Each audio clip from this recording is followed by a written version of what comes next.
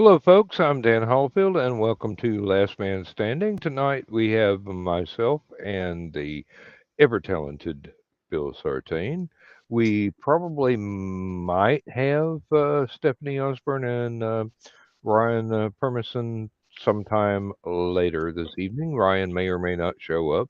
We have not got a firm commitment with anybody but myself and Bill. So, and here we go. We do have a Stephanie Osborne. So, yes, we are not totally alone tonight. We are chaperoned. So, let's see. Oh, Ryan was asking questions about what was it? Good Lord, it was only a minute ago. My short-term memory is going. We were talking about Frank Zappa stuff, and then he brought up what was it? Can't remember. Do y'all remember? Um, We He were just talking said about he. different video games. oh, Well, we that talked was before. we talked a lot about different Well, he video mentioned games. about vinyl at Target, Yeah, and yep. then we were talking about. I saw the White Album at Target, and I was explaining to him about the original White Album had the Yes, serial the numbers. sewer number. I've never noticed that actually. That's It was entirely always in new the information. bottom right-hand corner, and it was generally fairly faded compared to the print of the font that said the Beatles across it. Hmm. But yeah, that's what you look for, and I'll tell you, in the past I've seen I might have been on eBay where somebody was selling a low number white album Hmm. in good to very good condition, complete with the poster, double sided poster, and the floor The four glossies. individual photographs. Yeah. I can't Um, remember if they were 8x10s or five. I'm thinking they were 5x7s, if I remember correctly. not. I'm not sure. I'm not sure. I want to say they were 8x10s actually, Well, they and might not have been. not just to be contrary, but they did look, to my memory, they looked like they were a decent frameable size. Um, Right. I remember And there was a Pink Floyd album. I think it was "Wish You Were Here" that had three postcards that came in it, and I actually put a stamp on one and mailed it to a girlfriend that I had not seen for. It was over summer break, and she goes, "Oh, I wish you hadn't done that. It's so typically you." And I'm mhm. going, well, I guess I'm not going to see her again in a while. So, Well, I would always, as a teenager, I would either use double sided tape or made my own double sided tape to put my posters on the walls, or I'd use thumbtacks. So they would typically end up either having holes in the four corners or the corners might be ripped. And that, who would have thought about putting stuff in a frame back then, or at least I didn't. But hey, it when it you're would. when you're a kid, you don't have any money, so Well, yeah, thumbtacks that's one thing. But thumbtacks for speaking of your Pink friend. Floyd double albums, when I bought The Wall, which was a gatefold double album, Hmm. it had the most humongous poster of the illustration of them breaking Hmm. through the wall I remember putting that poster up on my wall and it covering well over half of my wall in the bedroom. I don't remember exactly what the size of that was originally, but it was ginormous. That must have been a very early copy, or a Hmm. later edition with that added in, because I I bought it right I in did 1980 when it came out. I did not when I bought my copy. It did not have any extras inside. Hmm. Um, And then I saw the movie at the movie mhm. theater in Danville, which that was a trip.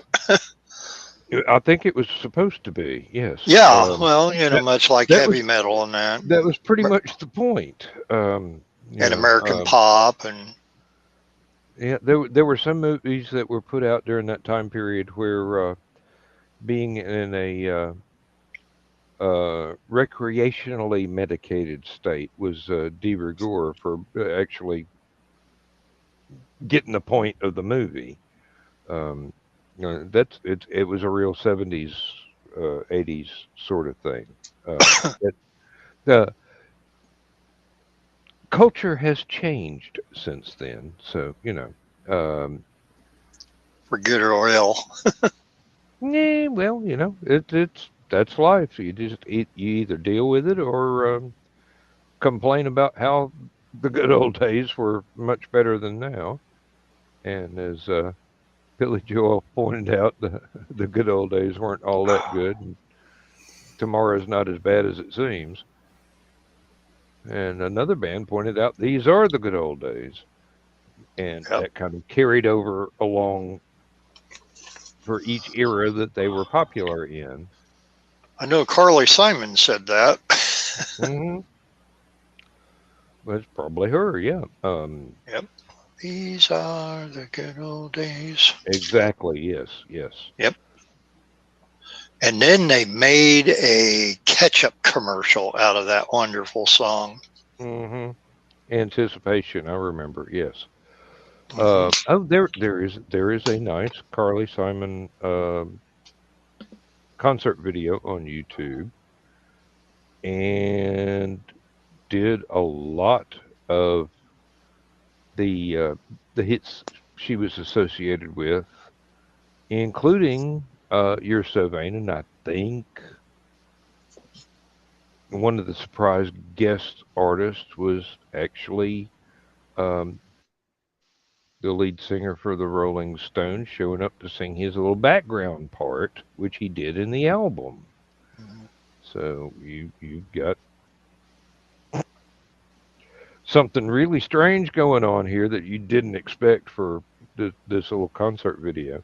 And it was a very very intimate concert, very very small crowd. Um, there was another one that I saw by accident actually, and it was Tim Curry in a nightclub in Germany singing stuff from his first two music albums, and the audience acted like they didn't have the slightest idea who he was, and they were not very receptive to the music itself. And it was a very good performance by Tim Curry. And for those of you who do not know, um, he is a quite talented singer. Has always been a quite talented singer, and had three albums of well, not entirely original music because there were cover songs in there as well, but they're very very good stuff, and he's not restricted to just singing on Rocky Horror Picture Show soundtrack album, Uh-huh. but and a lot of Rocky Horror fans are going, well, where's the fourth album? Where's the fourth album? Well, nobody's willing to pay him to do the fourth album. Um, he actually had some of the musicians that he worked with on the first three had also worked with Alice Cooper. So you had some really high class talent there in the band, as well as Tim singing, which is appreciated all the time on both of those categories. It really it was quite enjoyable to watch the concert, even though the audience looked like they didn't have the faintest idea what was going on, and they were more interested in their glasses of wine and whatever it was that they were eating at the time. It seemed to be a restaurant that served food. Ace Bonnie, hello, hello, Ace. Nice to see you again. Um, Thank you for joining us. Let's see, what else were we covering? I don't know. I'm not going to go back and watch the end of the show, just trying to prompt my memory. Um, if Ryan wants to show up, he can. Evidently, he gets the show links now, just like we do. So that's good. Um, oh, trying to stay cool here. I've got the fan going, got the window open.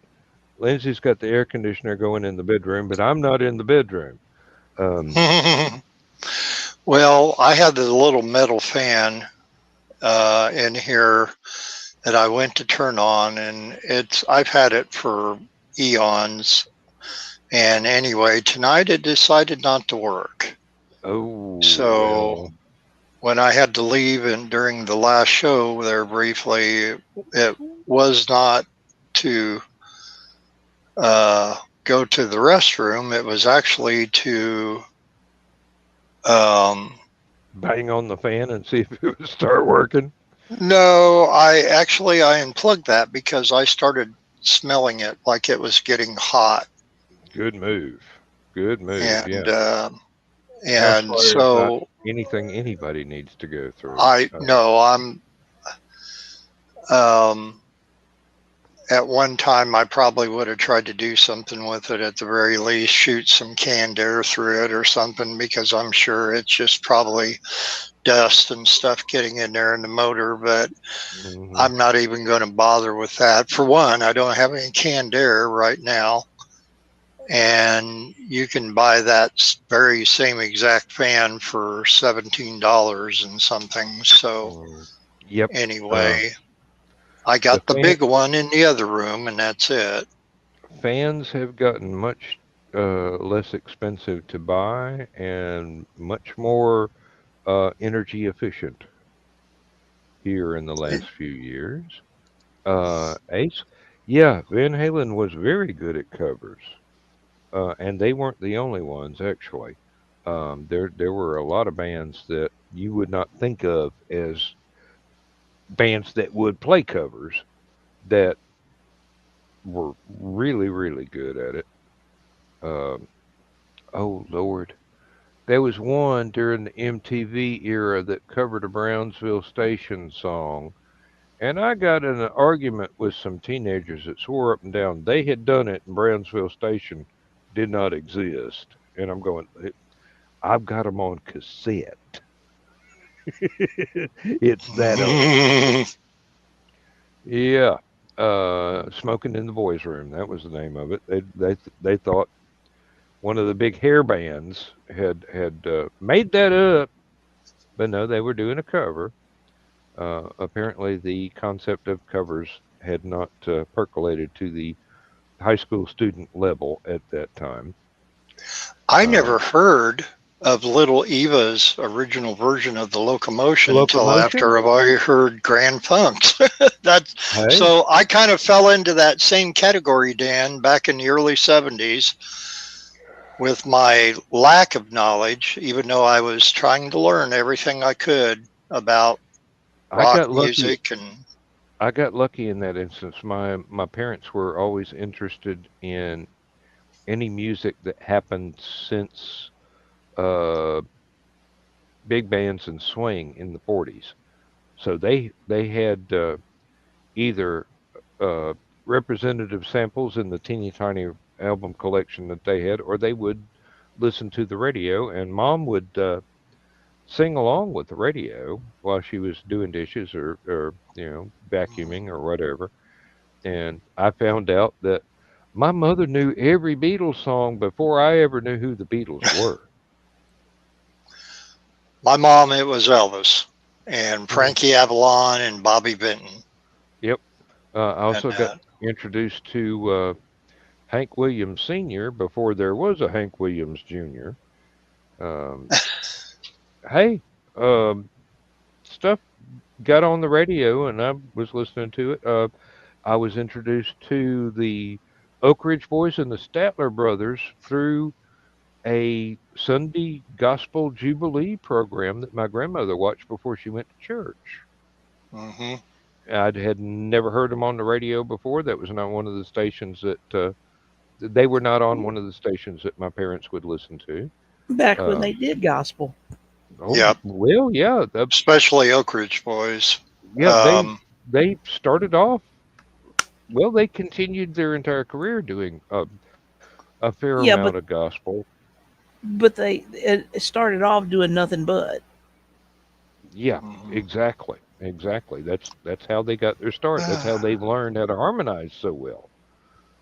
And there were I I would not be surprised if somebody with more knowledge than me pointed out a bunch of other bands from the same era that were doing gospel music that eventually drifted over into more secular music and had radio hits and things. Crossover hits became very widely popular in the late 60s, early 70s. And then I think Hmm. that's why part of country music, the people that didn't like the country music in the early mid 80s because they said, oh, it sounds like soft rock. Well, a lot, I mean, look at Olivia Newton John is a good example of being a crossover Hmm.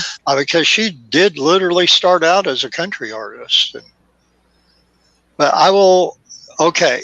So, Dan, I haven't said anything in quite a while about famous friends of mine that Oh, I know you love to hear so much. but I will, hang on just a second. okay. Here we go.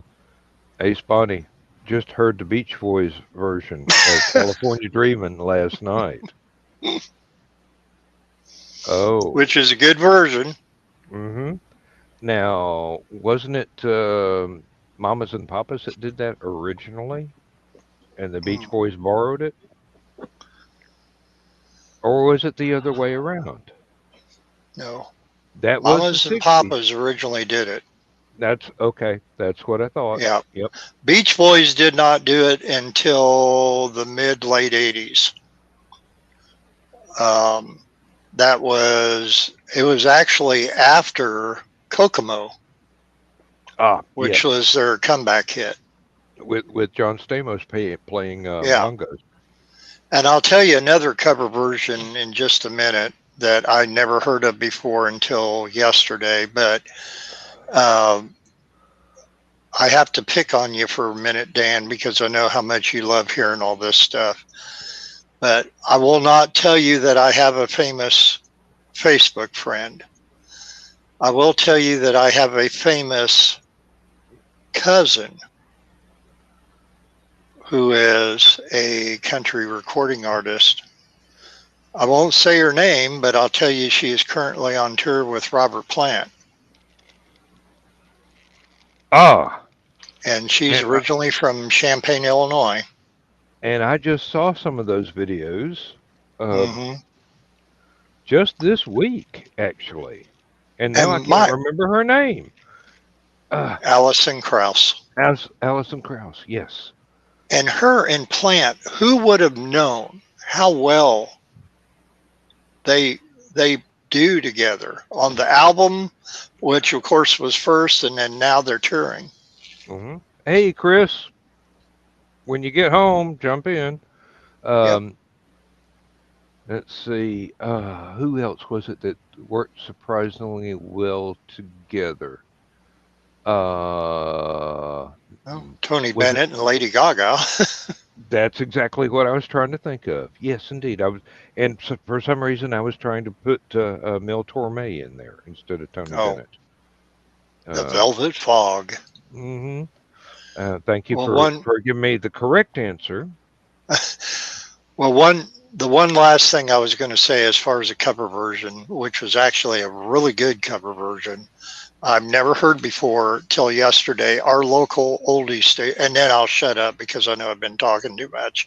But I our local radio station WKIO in Champaign plays several different things. They play like 3 for 3, and then they do one at 5 o'clock, which is a cover. They do the original version and then the cover version by another group. They did the original version of Southern Man by Neil Young that everybody knows, which Hmm. has spurred Leonard Skinner to uh, write Sweet Home Alabama, Yep. Southern Man Don't Need You Around Anyhow. Okay. Mm-hmm.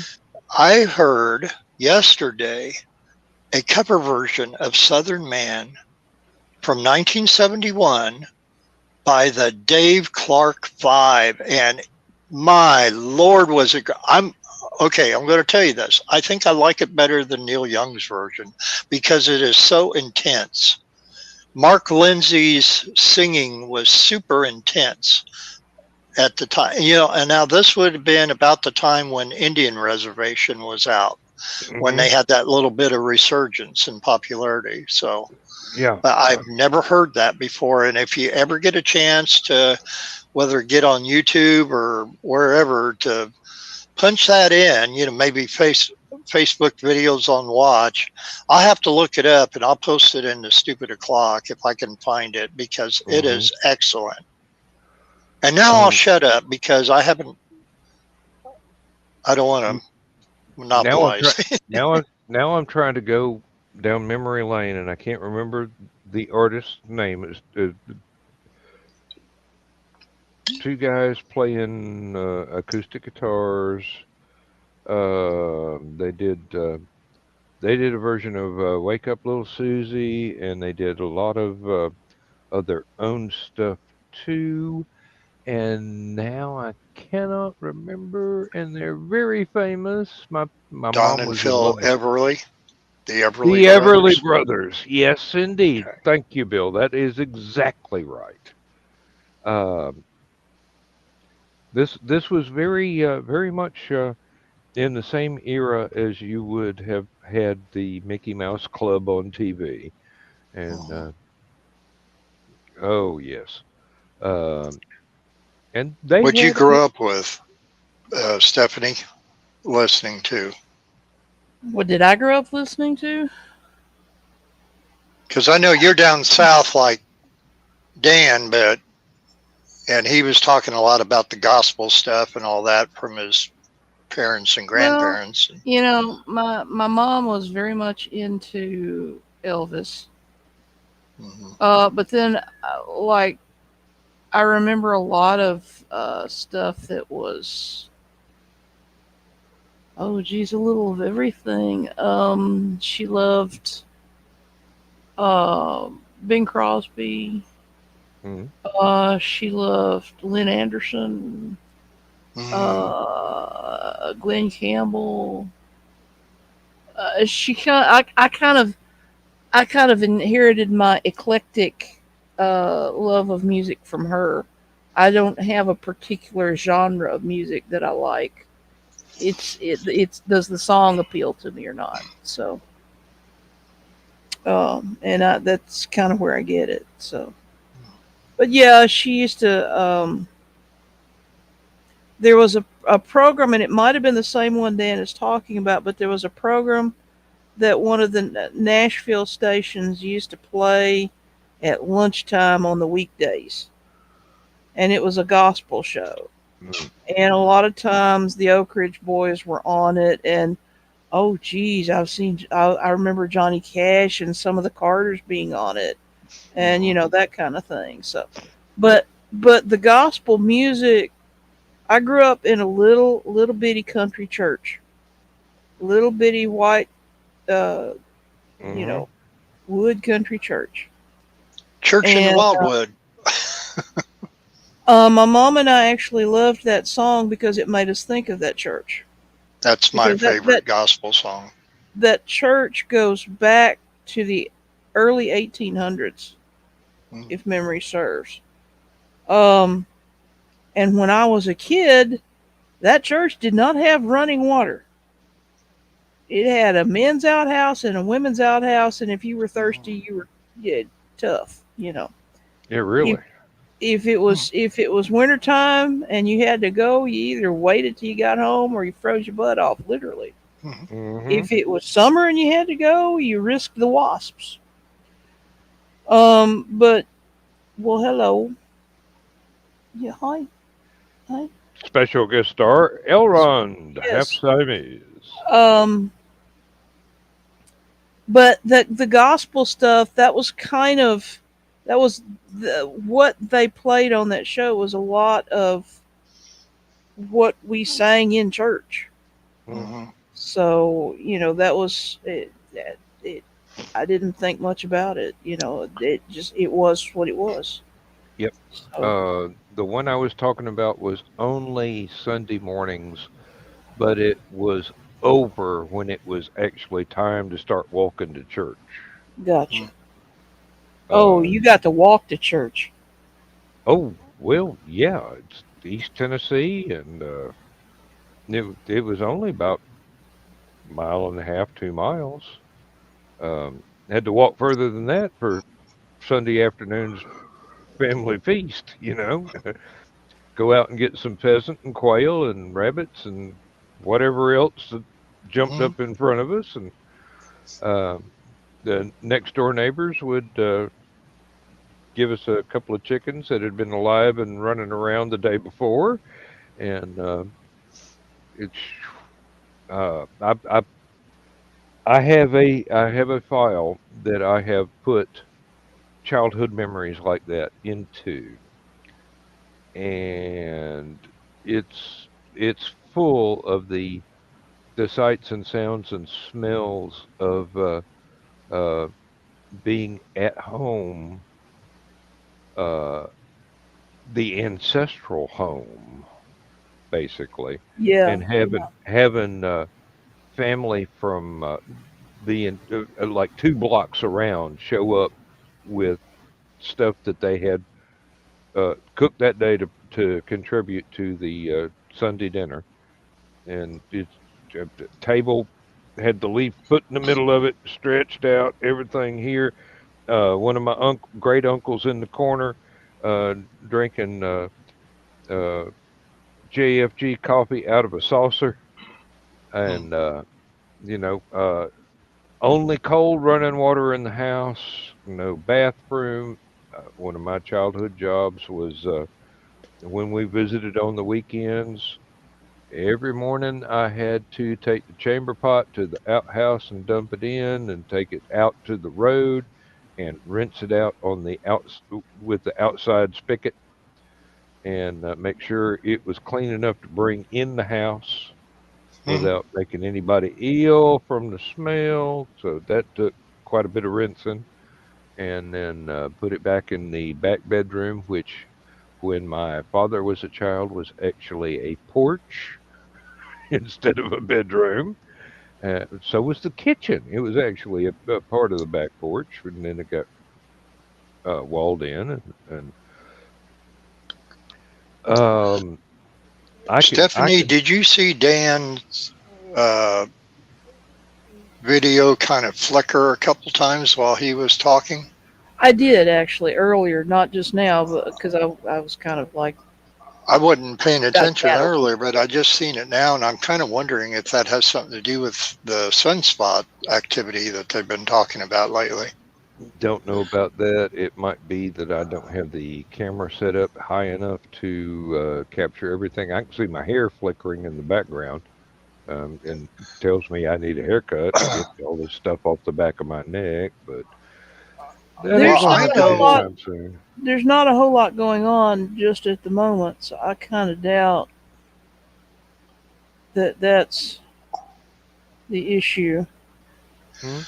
I know this past week, well, the radio station, the oldies radio station that I told you that played the Dave Clark 5 cover of Southern Man, that on air personality, Mike Hale, was talking about the sunspots and how it's been affecting FM radio a lot lately.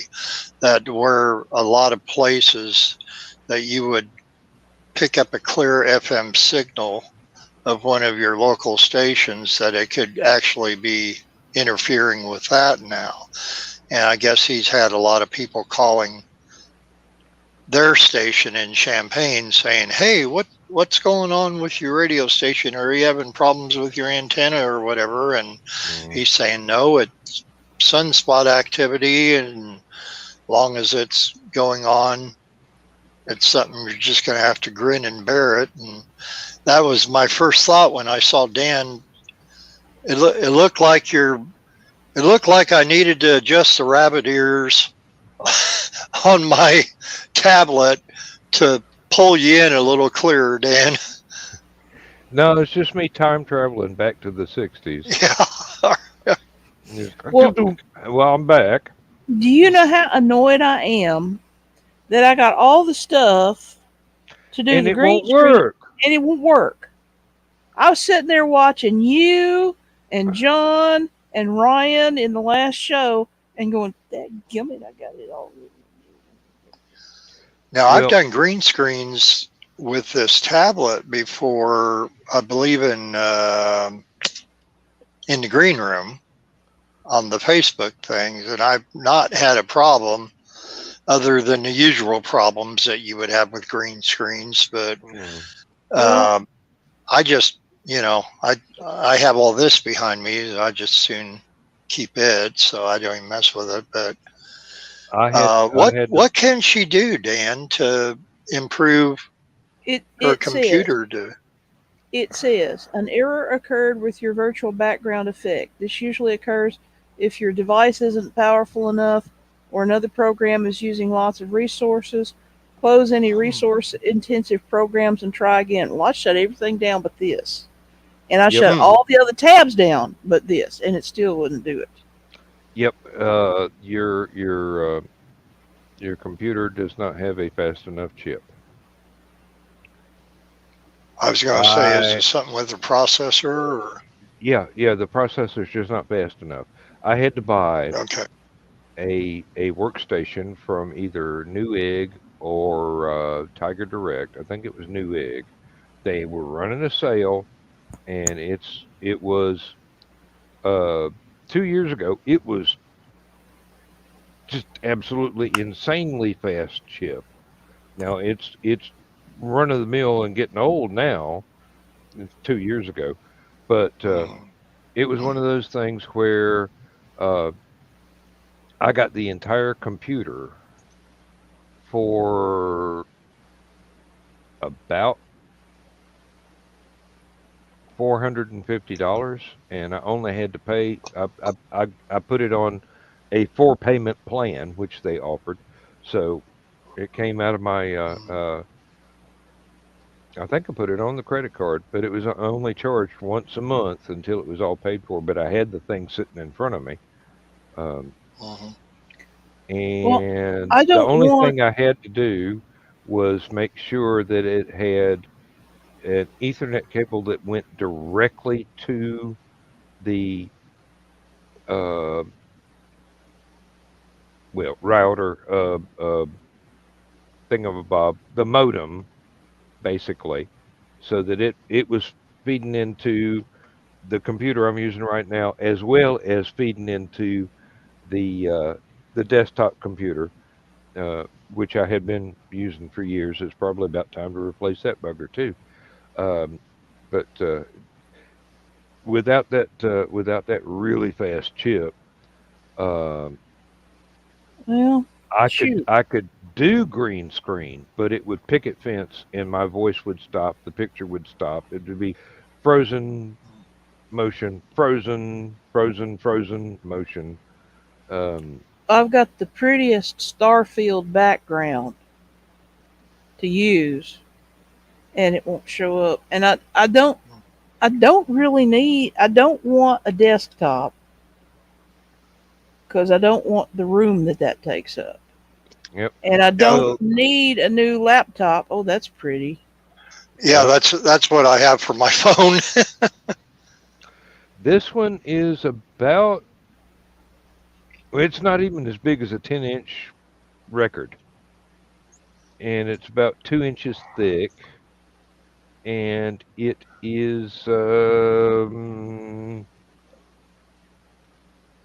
I think it is a Hewlett Packard, and the only identifying thing on it is a big Z on the top, but it is a workstation. Well, let me And show you what I How old wanted. is your computer, Stephanie? Can you see that? oh, yeah, I can see it. That's what I wanted to use as my background. Oh yeah. Yep. So anyway, We'll um, get there.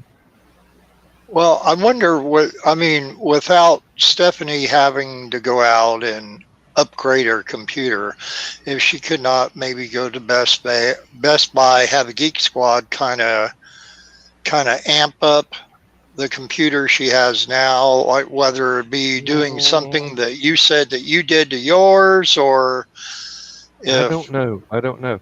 It's not a matter of how much RAM it's got. It's the actual CPU processor speed. right. That's the holdup. I mean, if they could beef that up somehow without going into buku You'd have dollars, and you'd have to drop in another processor chip, yeah. and might as well get that's another computer. yeah, Well, really. I mean, ask first. I mean, before you reserve yourself Yeah. to that.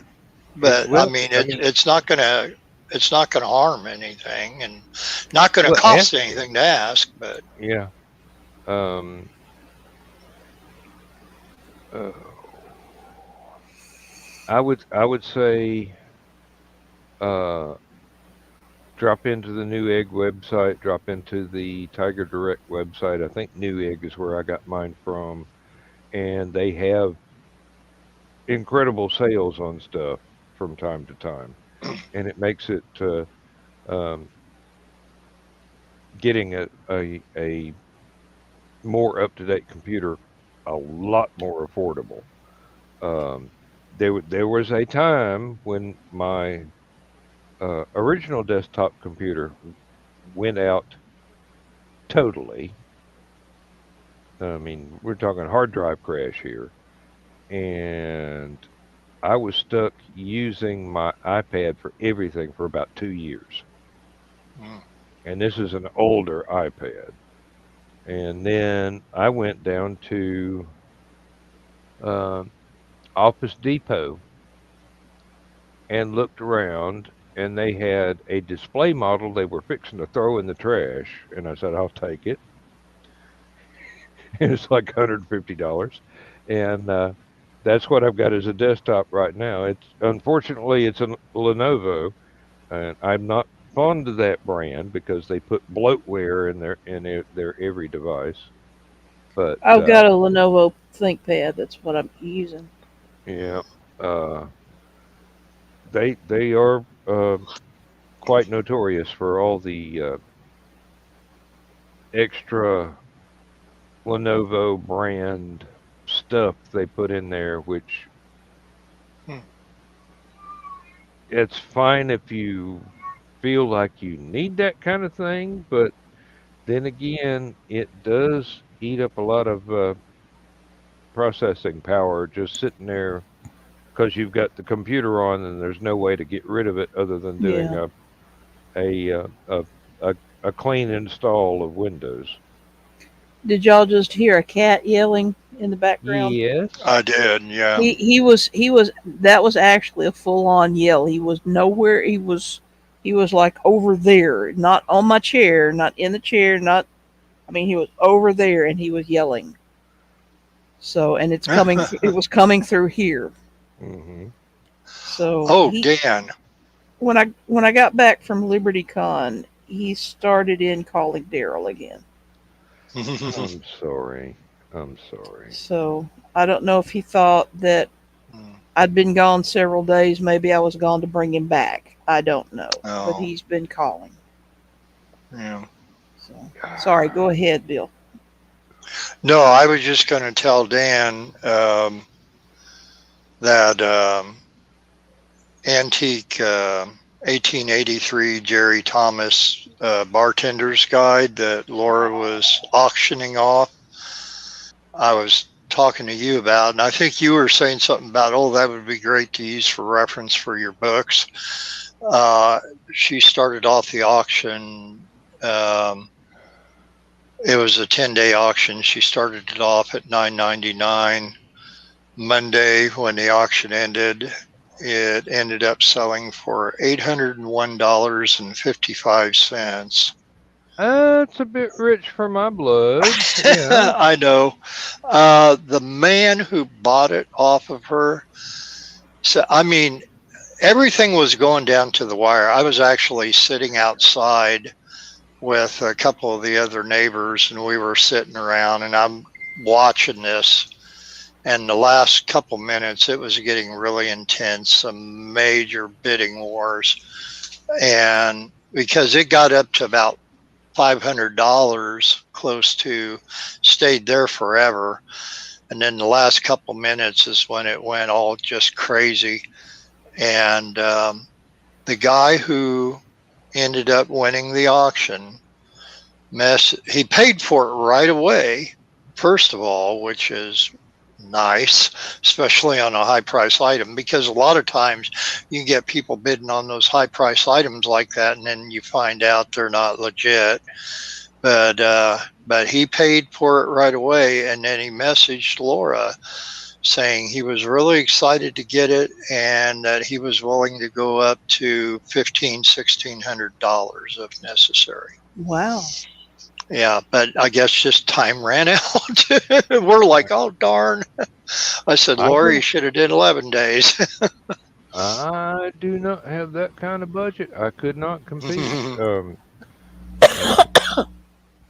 It sounds like it would have been something that would have been amazing to have, but I hope he enjoys it and thinks that it is well worth the money that he spent.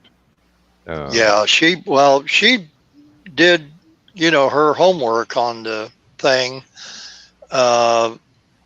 thinking about, what is this worth or not, depending on whether she would just do a buy it now type listing as opposed to the auction. But she saw others that had sold for over $1,100. So that's the main reason why she did a 10-day auction.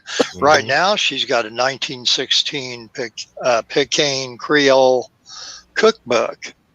It's a 5th edition hardcover. She's not auctioning it off. She is doing a buy it now, but she's doing it for $450 because she's seen some sold for $600-700. I'll be back with you guys. Yep. But yeah, it's fun to watch when it gets down to the final minutes. And this was one of the books from the Kramer estate that we worked last year.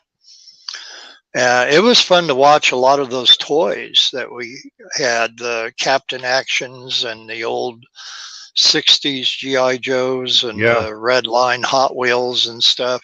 Some of those got really pretty entertaining to watch in the final minutes. And to think, okay, this book that got for $801, this bartender guide, if we had it in the sale, it probably wouldn't have sold for a couple dollars. Plain and simple.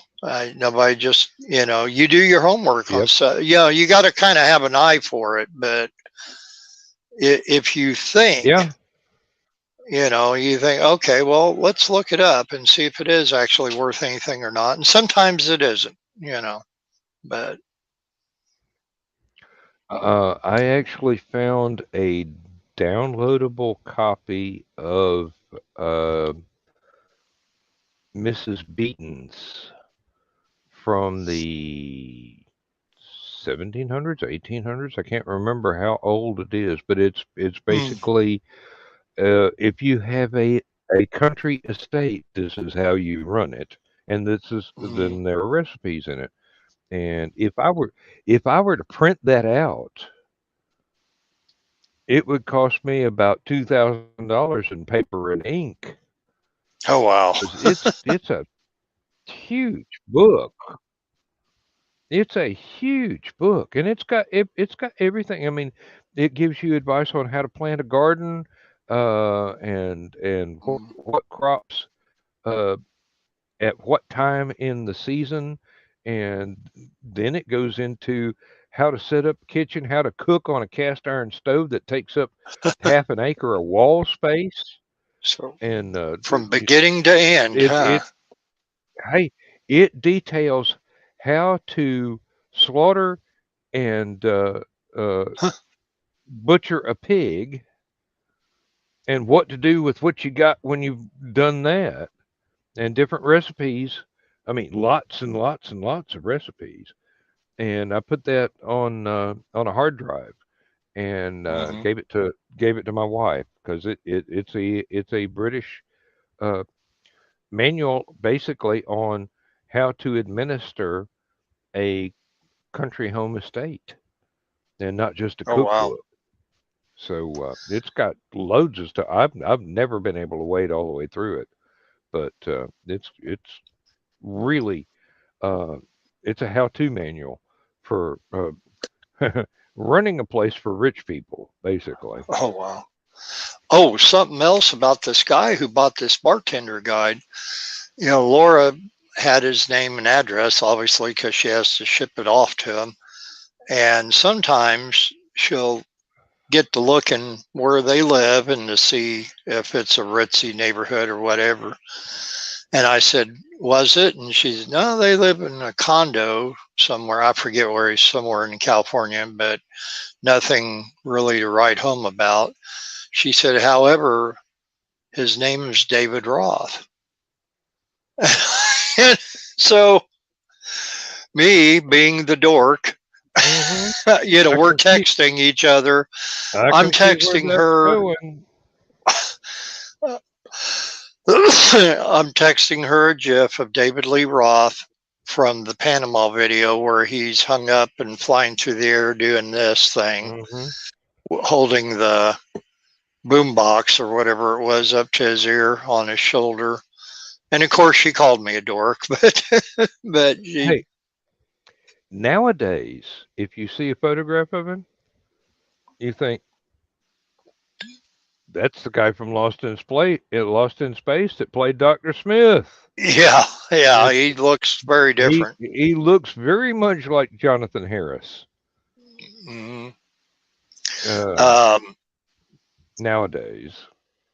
I occasionally watch Ted Nugent and his wife's. I cannot think of her name. It starts with an S, but they do this live Facebook show called Spirit of the Wild.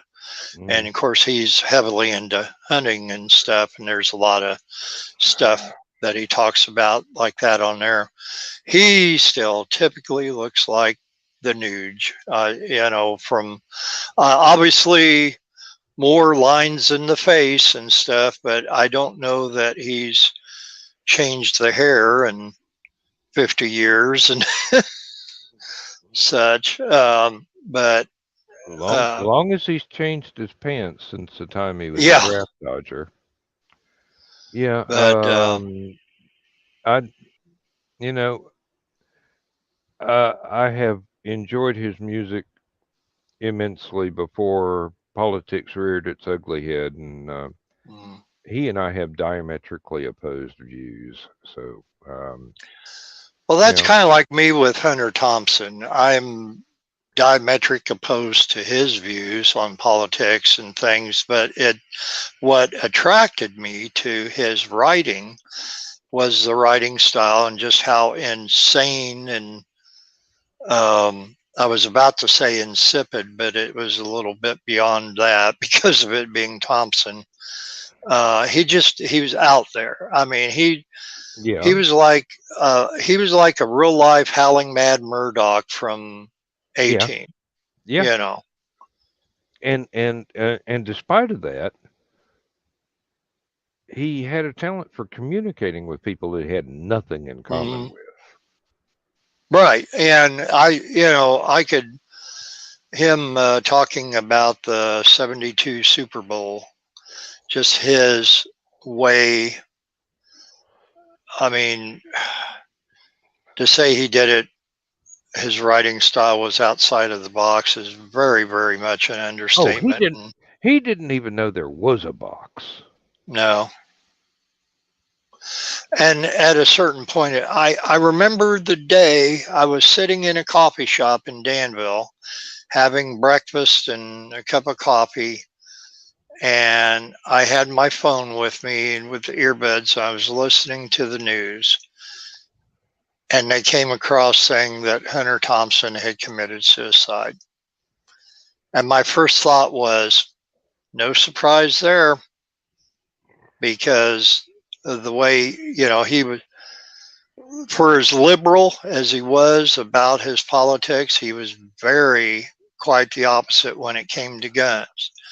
But the whole thing between him and his wife and the kids, which, if I remember correctly, they were adopted, both of them, I do or at believe you're least one of correct. them was. Because the one, he kind of looked sort of Hispanic or something. But anyway, um, they kept him from doing it a long time ago. Yeah. So when it came across that he finally did take his own life, I'm like, yeah, that's how he wanted to go out, I guess. Well, And and I have no idea, but he probably spent a great deal of his life fighting depression. fighting drug addiction and That's alcohol addiction and every some other kind of mental problems that he had in some probably even cases prior. that's part and parcel. Yeah, Um, that it self it's a medicating is a sad thing. it's a sad state of affairs that still to this day. This month is um, mental awareness month, and we had that thing happen in horrible event happened in the school, Robb Mhm. Elementary in Texas, and everything is forced about the guns and stuff, and this person, what they did, and you're finding more and more and more about this person now, of course, after the fact.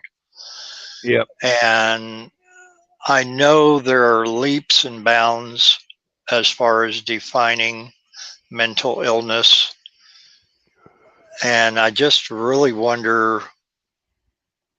I mean, obviously, more needs to be done Oh yeah. Yeah. um, to take care of it. And I don't mean in a medicating sort of way, but I mean Well, any. people need therapy. You know. Oh, they need therapy. Of course, the old days, what they did lobotomy, and it's like, yeah, That's we'll take that part of the brain out, and he'll not be harmful to anybody else or himself anymore. and But won't then, be you functional kind of made a either. vegetable out of them. Yeah. That's not a cure. That's a And there's got to be something else. And I don't. yeah. I'm. I know I'm skating a thin line, and I'm not trying to make it political or anything. It's sad because things happening because of that, and it's just uh, you say mental awareness the same way you would about cancer or what have you. Damned with the awareness, there needs to be a cure, Well, and that's all it is, plain and simple. And let's. there's so many different varieties of something that can go wrong with biochemistry. Oh Um, yeah. I mean, each thing that goes wrong would require its own cure, and it's not just going to a shrink and talking. That's that is a step, and it's not just medication. That is a step, but you've got to tailor everything to each individual's needs, which is very complicated. And unfortunately, getting everything right can be very, very expensive, especially for folks that might not have the resources to take full advantage of what it turns out that they needed. Mm. And then there's medical science is not nothing's nailed down to where this needs this, and this needs this, and this needs these two together, and then we just haven't we haven't learned that much yet. It's a very complex problem, and well, actually, it is an entire set of complex problems, and a lot of times, no two are alike. They may be very, very similar, but they're not exactly the same. And damn, this arthritis is kicking my butt tonight. Um, Mm, I mean, it's my right hand is trying to draw up into a ball. It's trying to make a fist, and mm. I'm trying to keep that from happening, but it hurts. And I have already taken as many over the counter meds for the pain that I can. Um, Yeah. it's just it ain't working. It ain't working. And if I were not someone who has been in serious pain on a daily basis for most of my life, this would be uh, take me to the emergency room. I need something serious. No, because I have been in serious pain for most of my life for various childhood injuries, as well as stuff that is a normal part of aging. Um, I'm just sitting here going, well, just have to deal. Nothing's gonna change this. I mean, I'm not taking any more of the brand of painkiller that I am used Right. to having work because I don't want kidney problems later. But Yeah. Well, that's I, what I fear all the time. And I know, unfortunately, you can't do the route that I do with the CBD, living in yeah, that backward mhm, state. yep. I had It helps me so much. I kid you not. I'm not saying it's a cure all for anything, but it definitely can take the well, edge off of a real bad night. I had been buying the non THC version of CBD oil, Hmm. That and Empvana or whatever it's called, or well, I don't remember, but yeah. it was working really well. It was working really well. The arthritis was very, very bearable, but because of where I'm at, Hmm. I became concerned that eventually there'd be a random drug test or something at work, and there's no THC in it, but they wouldn't care. Just the hemp oil itself, if it showed up on a test, Hmm. then I would lose my job and my insurance and endanger my retirement. So I had to quit ordering it, even though it was THC free. There was no THC in it Hmm. whatsoever. And two eyedroppers full on my tongue once a day, and I was living 90% pain free. But can't take the chance.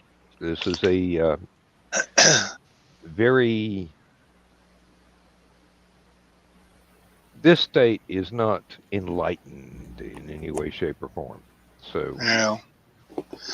Well, Laura, we were supposed to go up to Chicago last Sunday, and I originally was not going to be on Stupid O'Clock Saturday night. Well, then that changed.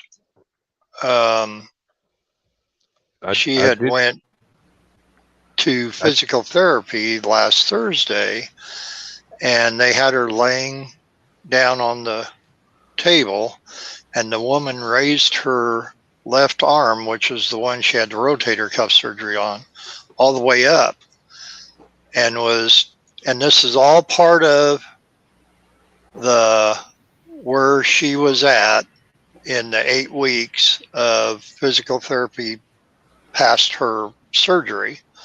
That was, according to the protocol that came directly from the doctors in Indianapolis.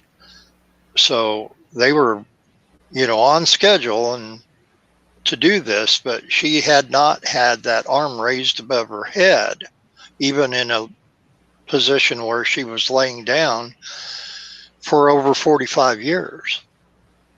And so they got up so far and her arm starts shaking. Mm-hmm.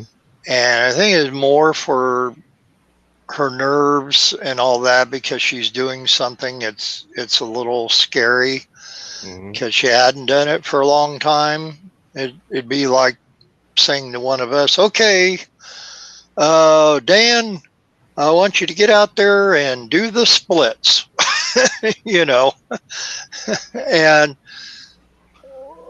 well, you might not have done that for a number of years. And one banana, two banana, three banana, four. yeah. But Nope. anyway, Ain't gonna happen. so she has it every Tuesday and Thursday, and so I forgot to ask her today, and right up until the time that she was getting ready to go to bed, I said, yeah, I forgot to ask you about how PT went. Intense. Oh, yeah. And they were doing that again, and her arms and that was shaking again. Of course, part of it is she only has 30% of her rotator cuff now after the surgery.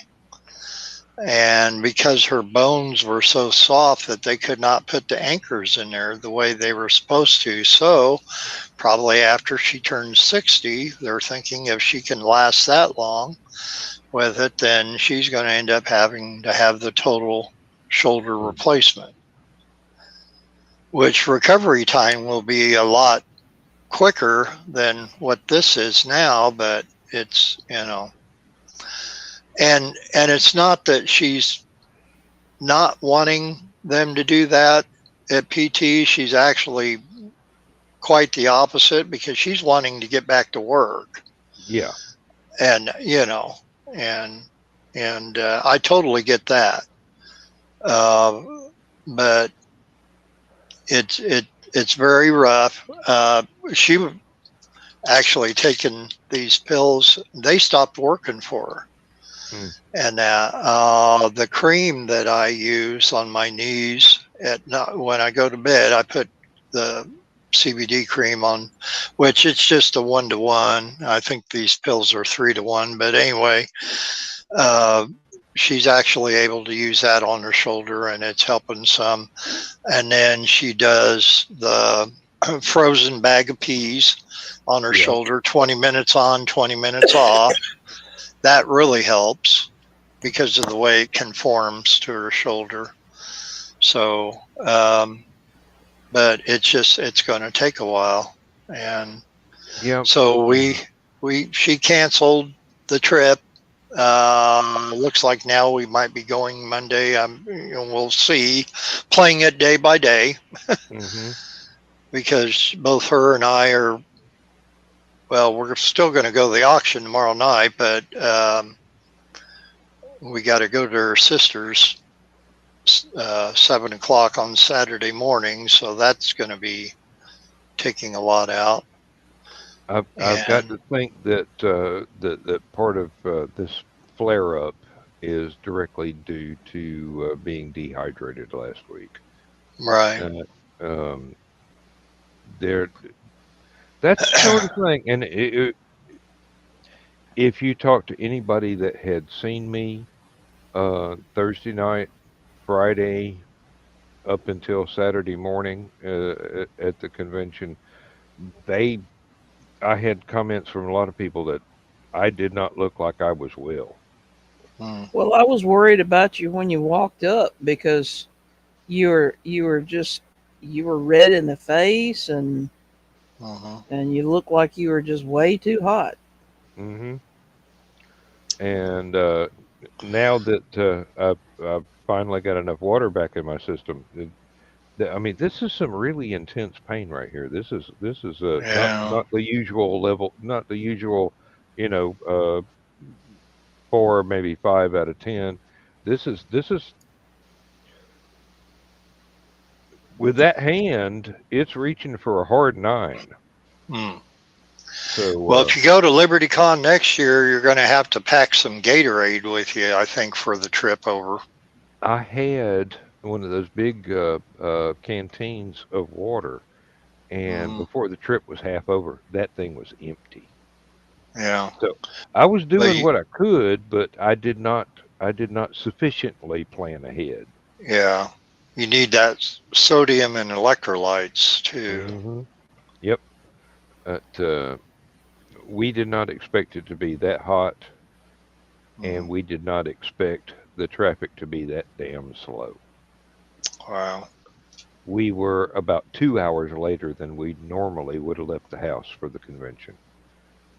So that was much more into rush hour and much more into the heat of the day, and it was a very, very unusually hot day as far as I know. It But was. it was it was not fun. It was not fun, and since Lindsay doesn't drive, is not comfortable with driving anymore. Um, it's up to me. And I told her, I was more concerned with the hip pain from that's left over from the shingles. That Mhm. if I'm not able to drive us to Chattanooga, I don't know that I can bull my way through to being able to keep going year after year after year. Eventually, I'm going to have to stop because it Or hurts too or much. carpool with somebody that's That coming up your way. ain't Now, nobody coming up our way. how did the hip pain do while you were down there Um, or up there? I had to be careful the way I sat down, but as soon as I stood up and started walking, the pain eased Felt off it. to almost unnoticeable, at least from where it's hurting in my hip. Basically, it's when I sit down, I have to lean the chair way back, like I'm doing now, and I have to rest my foot on something elevated. But you can't do that in a car. You can't do that while you're driving. Right. So Oh, come on, Dan. You can low ride like Cheech and Chong. no, not in the van. Um, and there's not the kind of leg room in there where I could hang one leg out the driver's window or anything. So And then you could say, turn and look at Lindsay and say, "How am I driving?" And then Lindsay would say, "I think you're parked, man." turn to Lindsay and say, "Hell, I'm driving." Lindsay'd answer, because she Hey, sleeps speaking most of of the way. Lindsay, I think I finally drew something that she actually liked. And I kind of was thinking about Oh, her when I drew it. she's been liking everything she's seen for Oh, I weeks know, I and know weeks. she does. But I think when I drew the Paddington Bear, I think she probably related to that one a little better.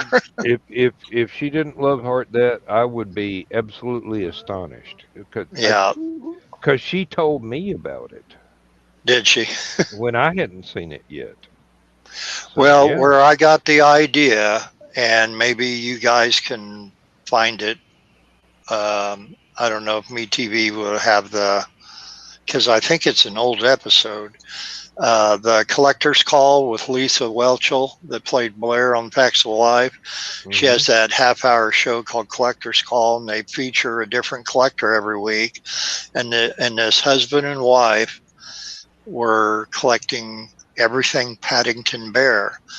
And one of the things that they got that was very special, and the guy came on, the original illustrator for the Paddington Bear books. Mm-hmm. He came on, sent them in the mail. I forget which Paddington Bear book it was, but on the inside, he signed it and he drew a little Paddington Bear illustration right with it, which that I would have totally flipped out if I would have received that. But Oh. they had a lot of wonderful stuff, and then I got to thinking, I haven't drawn that many children's books characters. I do every once in a while, I do, but not that much. So that gave me the idea for Paddington Bear, and then after that, I did Corduroy, and I'm currently working on Curious George right now. Mm-hmm. And hopefully I'll have it to post tomorrow. I did the pencils tonight before I had to get up backstage on the show, but now you can imagine how she felt when that Paddington Bear having tea and marmalade with Queen Elizabeth during the Jubilee. You can imagine how Lindsay felt about that. I mean, it's like, hey, dogs are squealing and barking for 6 blocks. I can just about hear that. She squeed in such a high-pitched note. You can't even tune a piano to that one. I mean, this was hypersonic. Wow. I know, and we have grandchildren that can hit that note, and I'm going, Scooby-Doo is in pain right now. Oh, speaking of Scooby-Doo, there was the most excellent Vilma at LibertyCon. Ouch. I mean, this was 100%. This was not somebody This was not somebody just doing a casual cosplay. This young lady went all out and she had it nailed. It looked was just perfect. like her. Huh? Yeah. Maybe a little bit too tall, but who's going to fault that? Well, and the thing is that I know a lot of people. It's like, well, cosplay as a sexy pirate or a sexy female police officer or something, and they do the same thing with Scooby-Doo and Batgirl and all this other. And okay, that's fine if you like that or whatever. Look, there's a place for it, but then it's like try to do the actual character. I guess I don't know what to say about it other than that. And there's a difference between a Halloween costume you can buy from a catalog and actually somebody working to put a cosplay together. And I will do my best to support cosplayers of all skill levels and all budget levels, because sometimes you want to do something so badly, but you don't have the money, but you put your best effort into it, and it shows that it is your best effort, and it's just absolutely fine. It is love, basically expressed for the characters, and I just enjoy that. I just enjoy that. The people that are having fun, not the people who are out there to win contests or a cash prize. The people that are doing it just for how much joy it gives them to do it. Okay, so I don't know how good you could see this or not, but last year for Halloween, which was my niece's last year, supposedly, of dressing up, because she's too old now. She's an old teenager of 13 years old, but that's me and her. I'm decked, and she did go as Velma, and then her two buddies, one went as Shaggy and the other one dressed up as Scooby. And and I don't have pictures of them, sadly. And But where was your ascot, Bill? well, actually, I'm dressed up in my Kiss 1996 reunion jacket and have my I think that's my Kiss T-shirt. Yeah, that's the reunion tour, 96 reunion tour T-shirt. So I was, I'm kind of past the stage of all that, but No, you're I not. know. No, you're not. Well, I You're think, just too shy.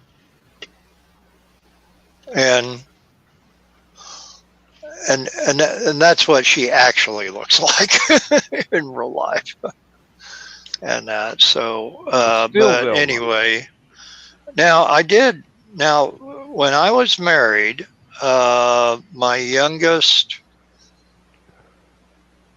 daughter, they had a Halloween party, and they needed to have. I'm trying to vamp while I'm trying to find the photograph.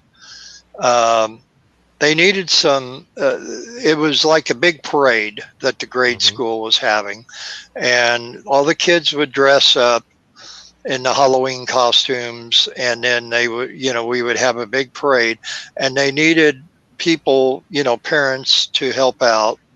Oh, here it is. So this was from 1990, and so I said, okay, I'll help. And my daughter Jody says, but you got to dress up. You got to, no, I won't. I don't think any of the other parents are dressing up. No, you got to dress up. Well, she was saying that because she knew I did have a costume that I bought earlier that year from a place called Dallas and Company Costumes in Champaign, which is real big time. It's the best place to go at Halloween. But anyway, so I ended up dressing up because my daughter wanted me to, and I was the 1989 Batman That, for that year. that's And precious. this That is this absolutely darn precious, thing, Bill. I improvised a couple things, but the costume in itself was $227 that I paid, and it did have the appropriate 1989 logo, Hmm.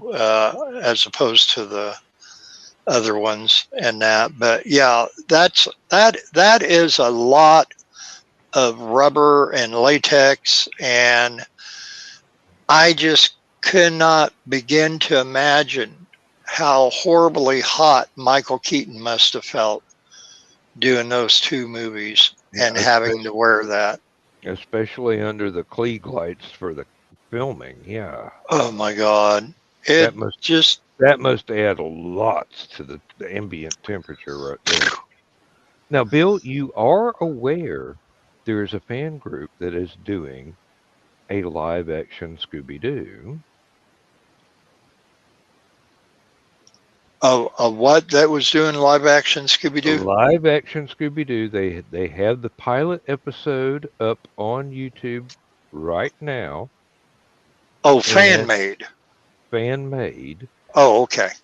but it has production values that are as good or better than The Flash or Arrow or any of the CW shows.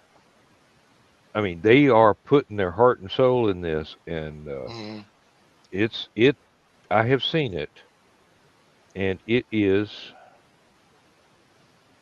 absolutely amazing for a pilot episode. But they bring in the minor 49er Mm-hmm. and a couple of the other ones just in the pilot, and it looks like they are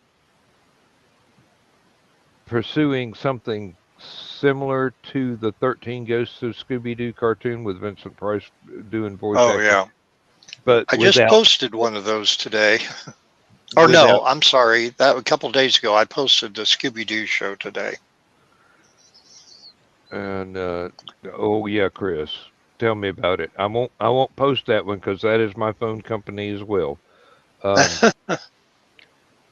but and they are working on the second episode right now. It has been funded as far as I know, and they are still doing GoFundMe or whatever, whichever version of Mm. GoFundMe they're using, um, to start trying to finance the third episode that they want to do. And I Now, don't know now how long they can keep what's it. what's the title of it? What do they call it?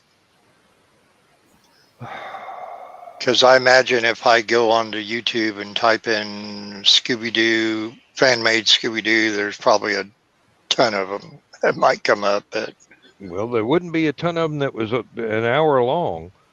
oh, Um, okay, it's an hour. All right, yep, at least. Um, Let me see if I can. And find it. I'm not John, so this is Well, you know that what Ryan was talking about earlier when we were talking about Batman versus Darth Vader and all that, which that was yeah. all from Bat and the Sun Productions. They do a pretty good job with it for what they have, Oh, and I know they're. there's actually two versions of it. There's one where uh,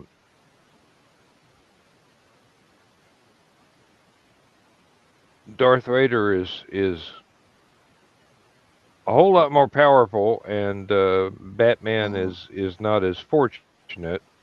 And right. then there is the one where uh, Batman manages to distract Darth Vader long enough for Superman to be free.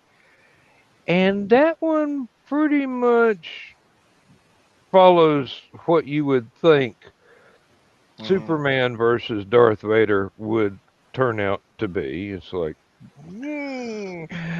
got One of your head my handed to favorite. you, didn't you? This was actually even before they called it Beat Down, before they started doing that.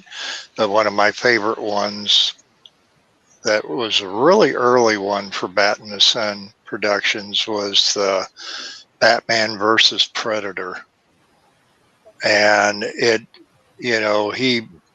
he really holds his own against the Predator alien, and then of course at the end you see all the other ones, and they're kind of all surrounding him, and of course that's where the video ends. It's they do I've a seen little that one. cliffhanger. I have seen that one. It was very well done. Oh yeah, I loved it. And they have a shoestring budget with the majority of those that they did.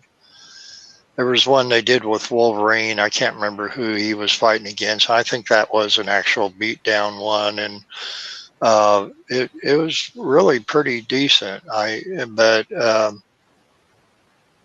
no, I'd be interested in seeing that Scooby Doo one. And that Well, I've always been a fan of the original ones. yes, welcome to Coolsville. Oh, okay. Uh, there's a trailer. There is the pilot episode. Um, Pilot episode is 53 minutes. There's something else that calls itself fan film full movie, but it doesn't look like the same people.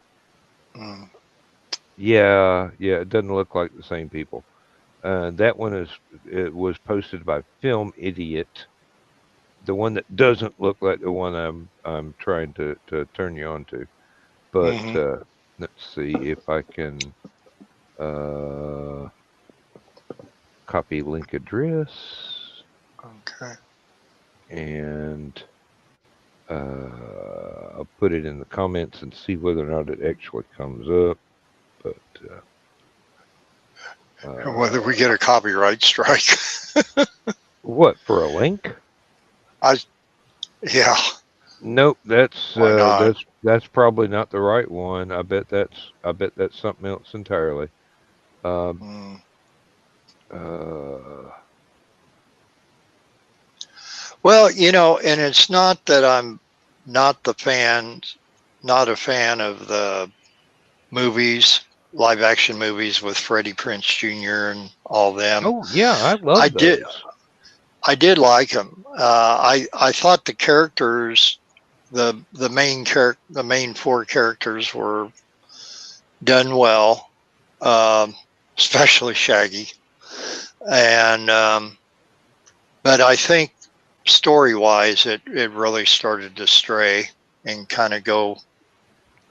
They jumped the shark, I think, come the second movie.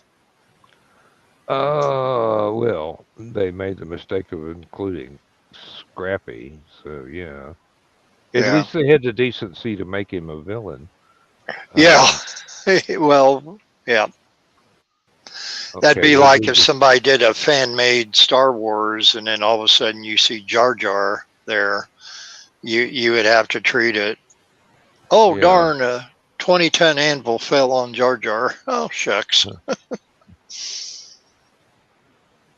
And it was Wile E. Oh Coyote that no, dropped it no, on him. that actually is the right link. Oh, is it? Okay.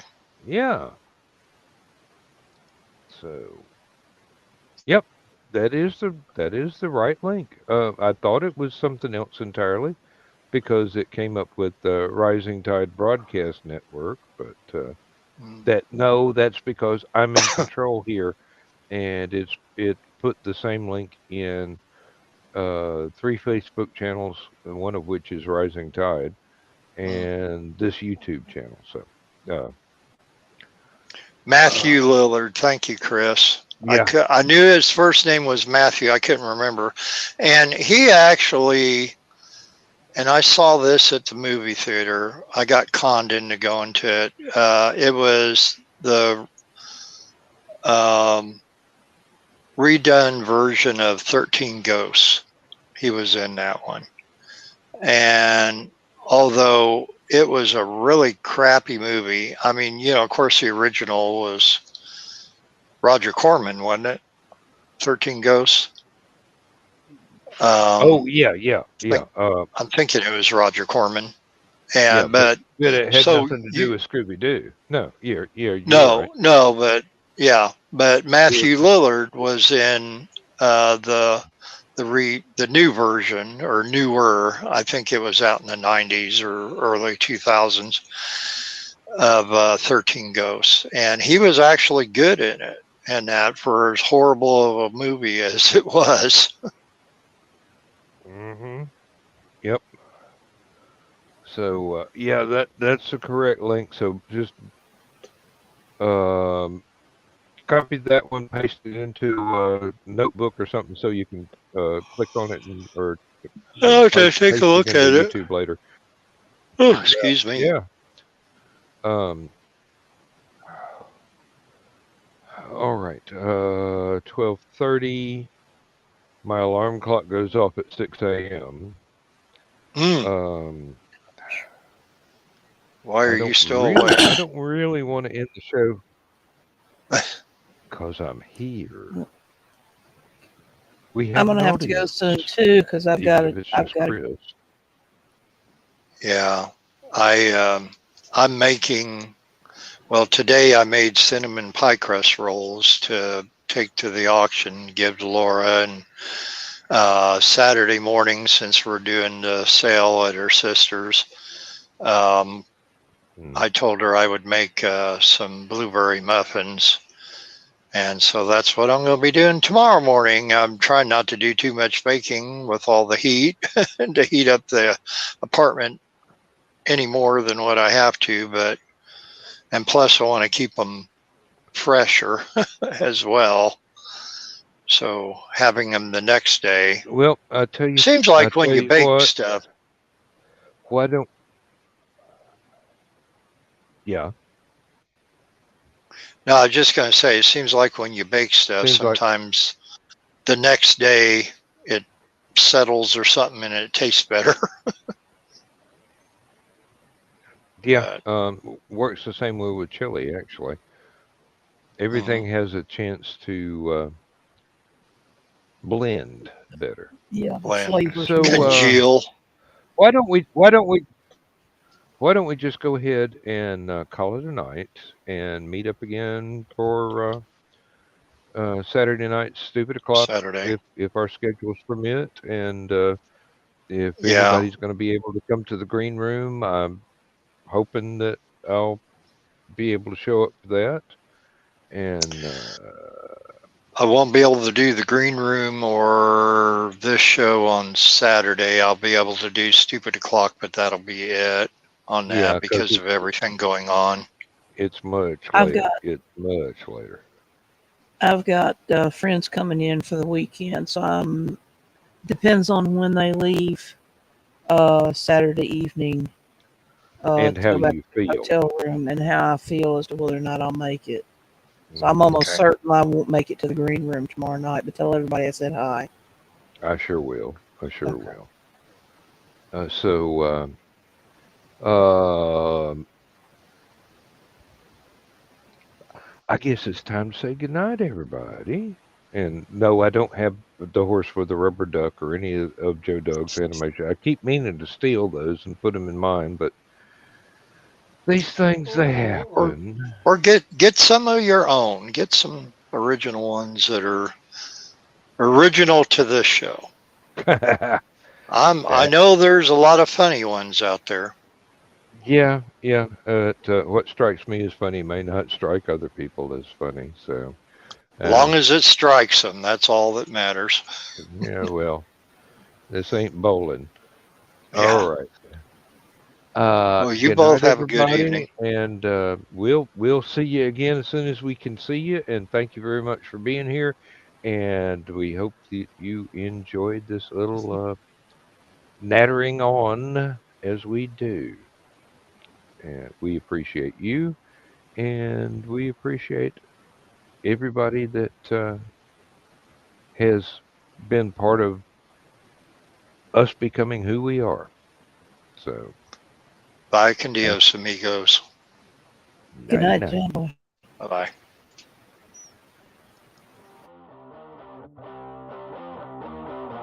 Transmission overload. System will shut down.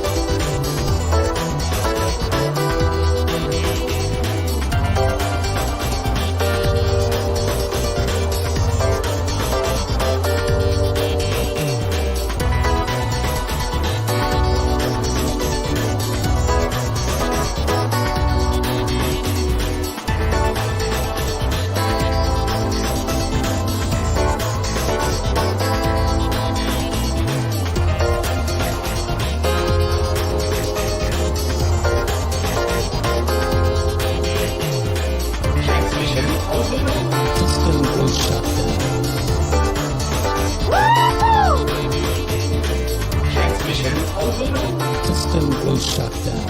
System goes shut down. System goes shut down.